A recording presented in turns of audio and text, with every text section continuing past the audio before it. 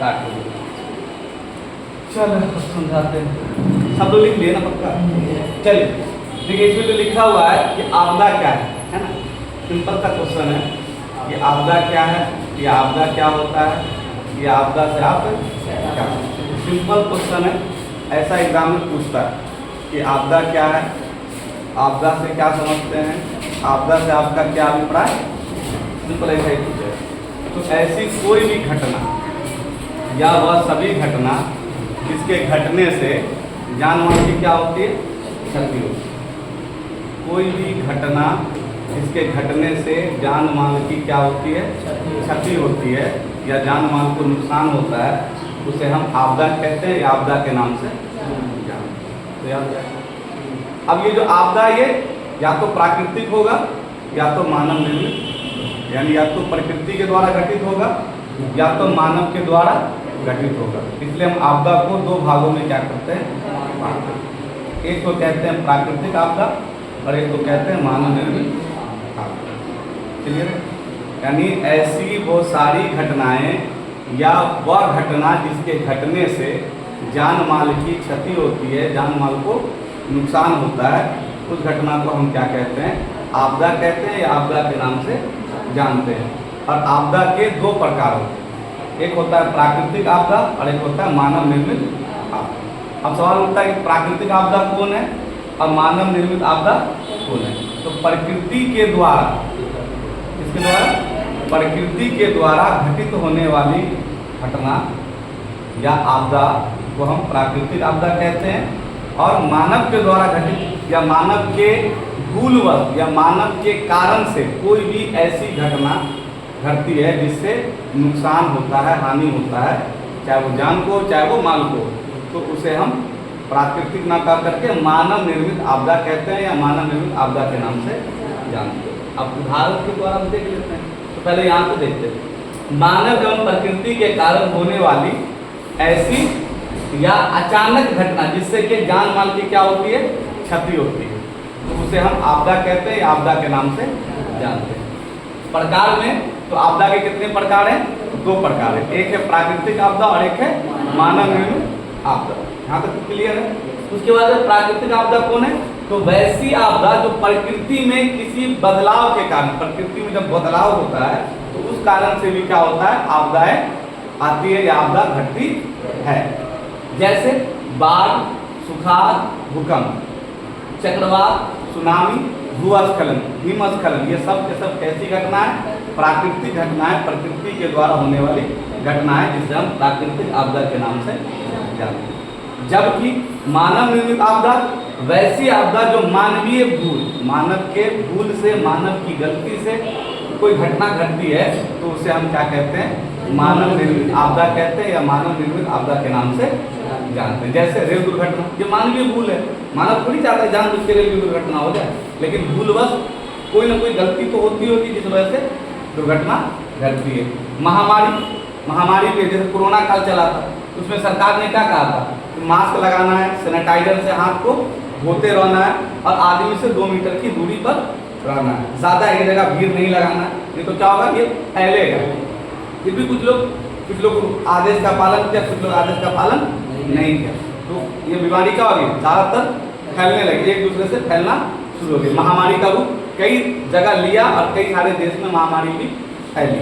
ठीक है, तो ये भी मानवीय आतंकवाद, धर्म के नाम पर कोई भी धर्म का व्यक्ति धर्म के नाम पर जब किसी का क्या करता है, हानि करता है, किसी को लॉस पहुंचाता है या किसी को नुकसान पहुंचाता है, तो उसे हम आतंकवाद कहते हैं। तो ये भी क्या है, मानवीय आपदा है या मानवीय घटना।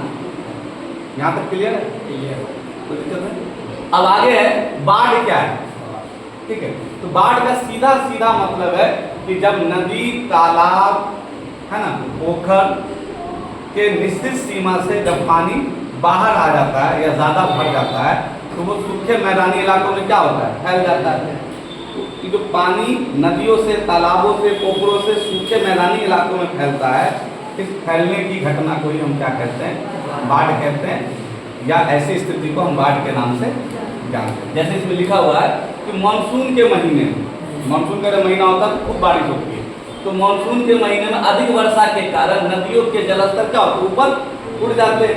यानी किसी चीज का, आप एक गिलास ले लीजिए, गिलास में आप पानी भरे तो क्या करते हैं, गिलास के ऊपरी हिस्से से थोड़ा सा नीचे तक रखते हैं। अगर उसके बराबर भर गया तो ठीक है, पानी लबालब रहेगा, लेकिन जैसे ही उसके ऊपर से आएगा तो पानी क्या होता है, बाहर की ओर आना शुरू हो जाता है। या जब आप कल से बाल्टी को भरते हैं, बाल्टी में पानी भरते हैं तो बाल्टी के ऊपरी हिस्से तक रहने देते हैं, और लगातार चलाते हो तो बाल्टी से पानी क्या होता है, बाहर गिरना शुरू हो जाता है। उसी तरह नदी तालाब की सीमा है जहाँ जितना उसमें पानी रह सकता है, लेकिन मानसून के समय जब पानी वर्षा ज़्यादा मात्रा में होता है, अधिक वर्षा होने लगती है, तो पानी चारों तरफ क्या होता है, फैल जाता है नदी से बाहर निकल करके।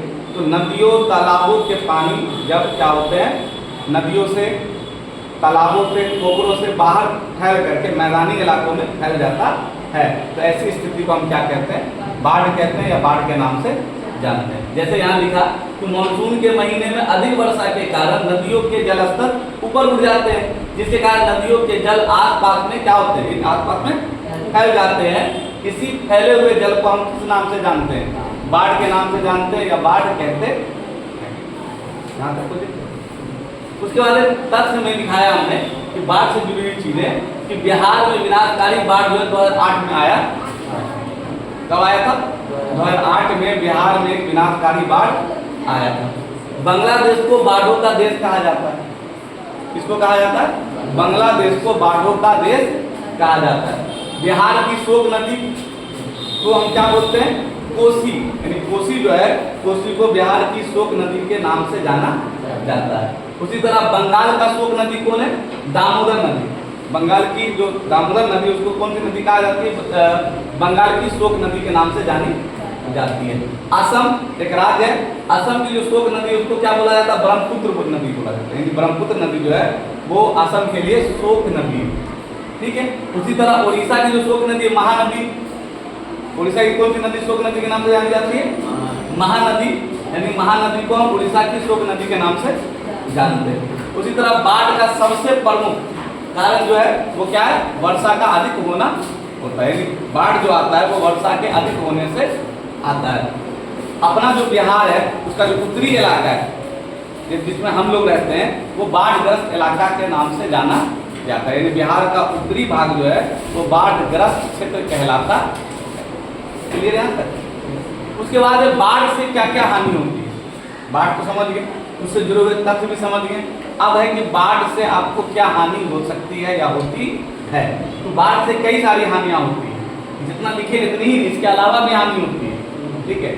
जिन लोगों को बाढ़ से सामना करना पड़ता है उनसे जाके मिलिए, फिर पता चलेगा कैसी कैसी बाढ़ की हानि होती है।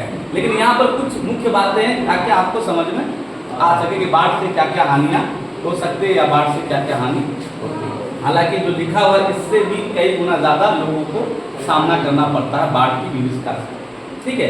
तो सबसे पहला बाढ़ से जो हानि होता है, अगर फसल लगा हुआ है खेत में तो सबसे पहले फसल डूब जाता है। अच्छा, जो फसल डूब गया अब उससे कोई फायदा भी नहीं होगा, क्योंकि बाद में धूप उगेगा, पानी धीरे धीरे छटेगा, उस फसलें क्या होगी, सड़ जाती है। यानी किसानों को बहुत बड़ा लॉस होता है, पूरी मेहनत क्या होती है उसकी बेकार चली जाती है। पानी तो आया हुआ है ना, मेहनत पानी में चला गया, पानी तो ऑलरेडी पहले चला गया, फसल तो बेकार हो जाती है, तो फसलें डूब जाती है, पहला हानि हुआ। दूसरा हानि जान माल की अधिक क्षति होती है, घर टूट जाते हैं, सड़कें टूट जाती हैं, है ना। इसके अलावा पानी आपके चारों तरफ फैल जाता है, जिससे घर से बाहर निकलना भी मुश्किल हो जाता है।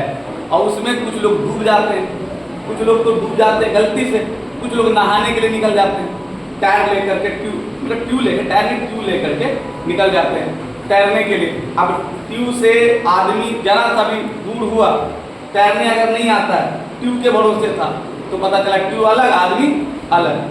ट्यूब तो बेचारा हवा वाला, तो अपना तैर के कहीं पे निकल जाएगा, मतलब कहीं कहीं किनारा लग जाएगा, आदमी बेचारे वहीं पर चले जाते। कुछ लोग शौक से भी मर जाते हैं, ठीक है।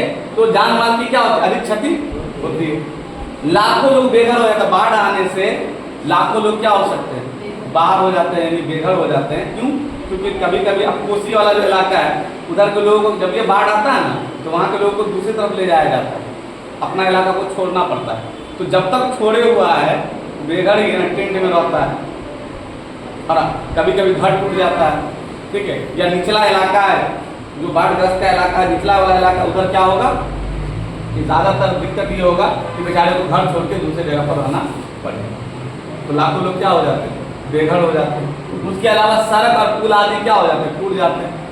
अक्सर कभी कभी क्या होता है, पिचिंग कम है या रोड का निर्माण सही प्रकार तय मानक से नहीं हुआ है, तो नॉर्मल बाढ़ में भी टूट जाता है। और कभी कभी वाकई बाढ़ इतनी विभत्स होती है, विभत्स होती है कि बाढ़ अच्छी सड़कों को भी तोड़ देती है। लेकिन ज़्यादातर सड़कें जो हैं वो कहीं ना कहीं घोटाला में मसाला कम है, तो गिट्टी कम है, रोड़ी कम है, जिस वजह से नॉर्मल बाढ़ में भी सड़कें टूट जाती है। गांव घर का सड़क देखो जो लोग बनाता है, ठीक है, चाहे वो अपने आसपास का जितना भी सड़कें हैं, 2 से 4 बाढ़ में तो बड़ी मुश्किल है 2-4 बाढ़ टूट जाती है। एक के बाढ़ आता है जब, उस बाढ़ में सड़कें क्या हो जाती है, टूट जाती है। बल्कि तेज बारिश जब अगर 10 दिन हो जाए तो उसमें गिट्टी अलग, ऊपर का जो है अलग, यानी पता चलता है जो नीचे था पहले से ऑलरेडी वही रहता है, सारा गायब हो जाता है, सड़कें गायब हो जाती है 1 से 2 बारिश में। घोटाला, ठीक है। तो सड़क और पुल आदि क्या हो जाते हैं, टूट जाते हैं, ये भी नुकसान हुआ। उसके अलावा बाढ़ से कई प्रकार की महामारियां भी फैल जाती है, क्योंकि बाढ़ से गंदगियां आती है। अब गंदगी से क्या होता है, चारों तरफ महामारी फैल जाती है, ये भी नुकसान है।